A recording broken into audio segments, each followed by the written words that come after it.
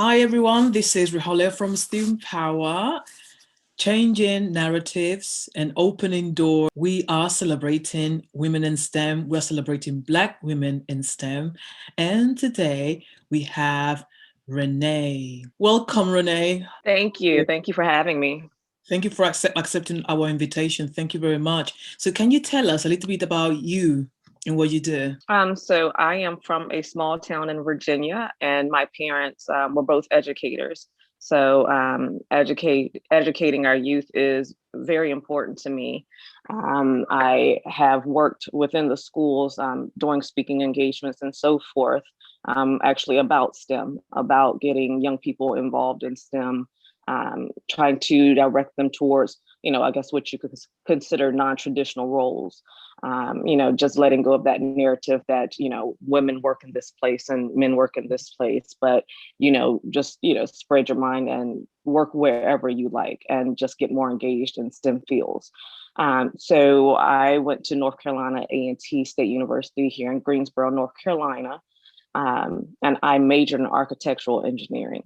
So my thoughts were I was going to be an architect that would design big, beautiful buildings and so forth. But once I got into school, I discovered the engineering aspect, taking a more holistic approach to building management and buildings. So I decided to do energy conservation instead. So that's what I am currently working in now is energy conservation, mostly in small rural schools that don't have the money to do a lot of upgrades. The kids are learning in poor conditions in most cases. So our goal is to go save energy and find ways to upgrade some of that equipment in their schools so that they have just a more conducive learning environment because, that's where they spend a majority of their day. The last thing that they need is to be in a building that's not well conditioned, stale air, there's no outside air, whatever the issues may be. So. Okay, that's very interesting because even though I'm in Europe right now, and it's very rare when you hear about buildings not being conditioned adequately. That's something that you hear about other type of countries. I never thought that that was happening in the States, which is really interesting. Wow, yeah, you would be surprised. You see it way too often, quite honestly. Okay, I'm fortunate. Let me ask you, what inspired you to become an engineer? So like I said, at my goal, I thought I was going to be an architect. I have two uncles that are engineers. I have a lot of cousins that went to the same college that I went to as a historically Black college and university. So I know I wanted to attend there. Um, Engineering wasn't even on my radar, to be completely honest. But once I got there and I just saw the world open up in front of me, that's when I made the switch and I said, this would be a better fit for me. I don't want to just design buildings. I want to branch out. And my parents were always very supportive of whatever I wanted to pursue. So when I made that switch, it was not a big deal. They kind of knew I was level headed, that if that's what I wanted to pursue, I was going to go after it, with everything. So, I'm very fortunate that I had parents that were very supportive. They allowed me to go to the school of my choice instead of staying in state. I don't know how it works there, but of course, Mhm. you leave the state, you got to pay out of state tuition. Mhm. So, my parents were very supportive in letting me go out of state to pursue the field that I wanted to. That is awesome. Parent support, family support, brilliant. Hmm. And that's what many of us need. Supporting Right, environment and also first, most very important, your parents. right, exactly. Thank you very much. Another question. So when you were, studying at university, were you the only female around, or were there only female? You said that you went mainly to Black schools, colleges. Was the Mhm. How was the population of female like there? Actually, it was quite a few women there, and I still am in contact with a lot of those women, and they've gone on to do phenomenal things in STEM fields. And so I think that was eye opening, especially compared to going out into the world. I see all of these beautiful, intelligent Black women around me that are just doing it. They are doing phenomenal. Mhm. So when I walked out into the world after college, and it's like, where are we? you get out there and you're back to being in a male dominated, predominantly white environment. I've been fortunate enough to work probably at 2 jobs where I've had other Black women working there. I know of 1 or 2 at my current employer, but it's still rare. By the time we leave school and kind of spread out and go our separate ways, you still end up being in a predominantly white, predominantly male environment. So it's getting better, but it's still not there yet. Way to go. So do you think that the attitudes in the community are changing very slowly when it comes to STEM and girls especially? It is. And for the better, there's a lot of organizations, a lot of programs that have been developed here that target STEM for young Black girls, especially. And so that's a phenomenal thing. But, it does take a lot of time to kind of catch up. And, I know in the States, the number of Black women that are attending and graduating college has now surpassed or is surpassing the number of Black men that are attending and graduating college. So I expect to continue to see those numbers rise, continue to see more of Black women out in the field. But like I said, just have a long way to go. You're talking about so many years of Black women not working in STEM fields, not getting the same, college education and so forth, or just not having the same job opportunities. So it would be years yet before we really see a drastic increase in the number of women. But I'm hopeful because, like I said, I see them there. I see them attending school. I see them doing such a phenomenal job. So, by the way, you are the second Black woman engineer that I know. Really? Yeah, I've met one here in the UK, and then it's not, even when I was growing up myself, certain fields, it were like for the boys, and the girl, did choose something else. So it was, even no one speaks about it, but it's kind of the message that is being sent out there. So looking at what are those subliminal messages that are being put constantly and in front of us is something that we need to look at. Where are those messages and how to block them and replace them by something more positive? So right, exactly. So going forward, so now I'm not sure if you're in a position to answer this question, but what do you think is happening in most schools in America when it comes to STEM education? Because from what I see a lot of effort. I see will.i.am, he's actually getting involved in promoting STEM education. And I see other celebrities like Common getting behind some tech companies and pushing certain things. Is that the case at the primary level, for instance, for your children? Are your children experiencing STEM learning education in schools? They are. So right now, our 3 boys are being homeschooled. But our oldest is still in school. She's doing virtual during the COVID-19. But there has been a huge push in schools here.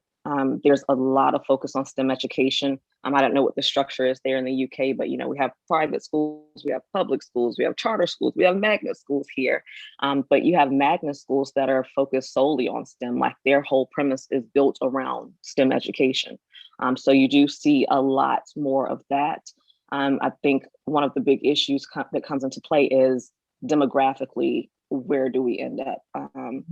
You still have a lack of resources, a lack of programs, a lack of adequate programming, depending on the demographic area. And I think that's where some of the biggest problems are. So you have some schools that are doing a phenomenal job and they have great resources and the students are exposed to so much.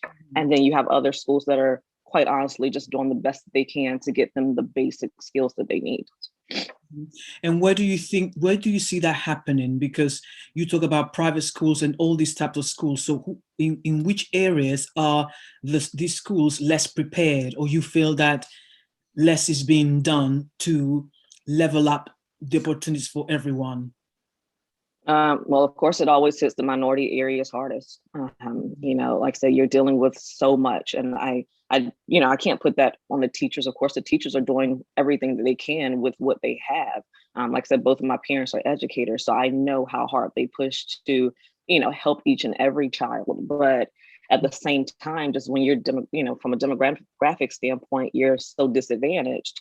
They're just trying to teach basic reading, basic math, so how can you really push so much from a STEM standpoint when you're just trying to meet the basic baseline needs of the students? And so that's where that gap continues to grow, and you continue seeing like these gaps growing between students, just depending on where their zip code is and what they have available to them. So would you say then that the educational system or the different governments are not preparing all children to compete in the international market? No, absolutely not. Like I said, if you just happen to fall within a certain zip code, you're not going to have that same access to education, the same access to the same level of education. There's definitely a disparity there. Parents that are fortunate like ourselves will try to move to certain zip codes that have better schools, or will choose to do private schools because we know there's a lack there. I know that depending on the school, my children won't have the same resources at school A as they will at school B. And that's unfortunate, but that's the truth. The same access to programs is not going to be the same. The school that has like Lego programming and has outside organizations coming in to do robotics and that type of thing, that's not going to happen at every school. So you have some schools where, they're more worried, and understandably so, and just trying to make sure this child has a hot meal when they come to school. So how can they worry about all these other things and trying to put these other programs in place when they have so many other needs to meet? So what can parents that are in that situation where they see my child has the potential, has also the interest in these areas, but they lack the resources? So what can they do? Like, what's the minimum they can do? Besides, I'm sorry, go ahead. Besides putting food on the table, what's that extra little bit that they can do?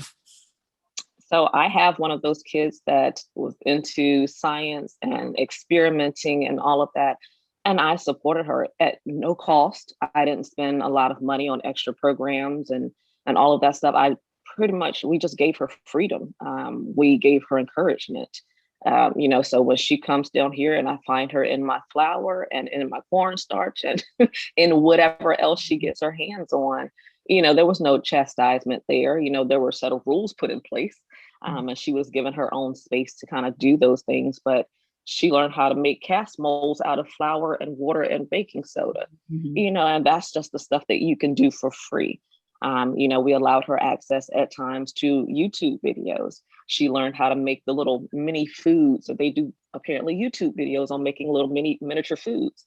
She learned how to make those things all on her own and all at no cost, just by giving her the freedom, to be creative and the encouragement to say, okay, well, here's the rules so that you don't blow up anything or you don't hurt yourself, but go ahead, do what you're going to do. She would turn on her little iPad and she would record herself. And, she has, a microscope. I think that's one of the only most expensive things we invested in was a microscope. But she was so hands-on that most of what she wanted to do was just see how things mix, see what she could make with these things. She made a patch for a little hole we had with toilet paper and flour and water, so just encouraging that creativity, like that's the best and most free way we have found to support her in the things that she wants to do. And the same for the younger kids too. One loves crafts, we allow him to do recycled art, using what we have here already and do art with it. Now because of the kid that he is, we've signed him up for an online class. It's like, I think $6 a week, something like that. Where he's led by an instructor for 30 minutes, but that's more during COVID-19, getting him some social interaction because he is being homeschooled. But yeah, there are a lot of ways, and there's a lot of resources online that are of no cost that you can allow your child to engage in. Of course, anything online, always as a parent, monitor them and be cautious with it. But yeah, there you have Bill Nye, you have all of these science guys on YouTube, that you have access to, and there's no cost for it. And what about books? What books can parents recommend? What books do you recommend? Specifically for our kids, because so we have one that's reading on her own. She's 12. I've bought her some of the like Battlefield of the Mind by Joyce Meyer. She has her selection that she's allowed to pick out and read on her own.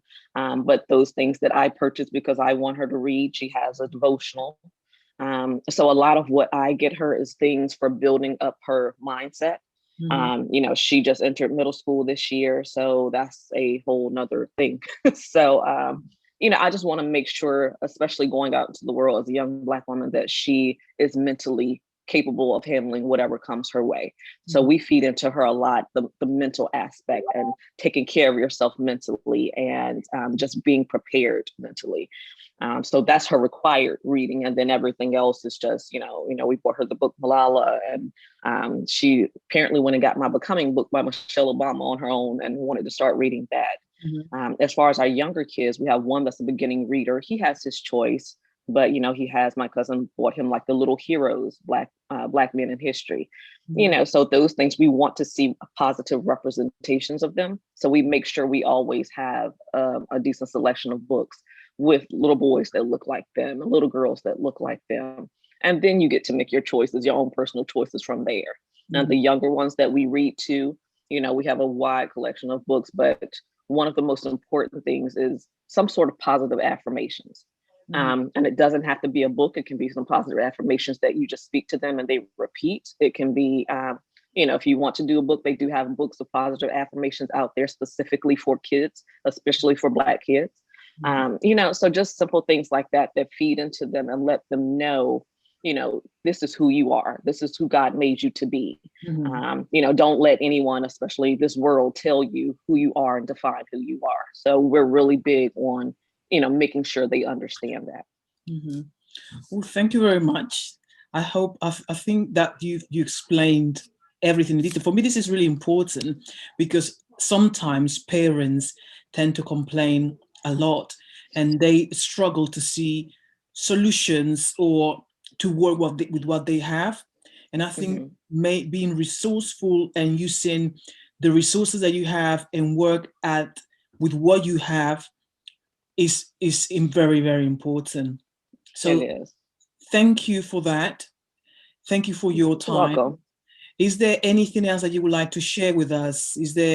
Can people find you somewhere else? Do you have any like campaign or anything that you want people to be aware of? So I actually, outside of my engineering job, have started a business, Royal Hues Designs. And our goal is to inspire through positive representation.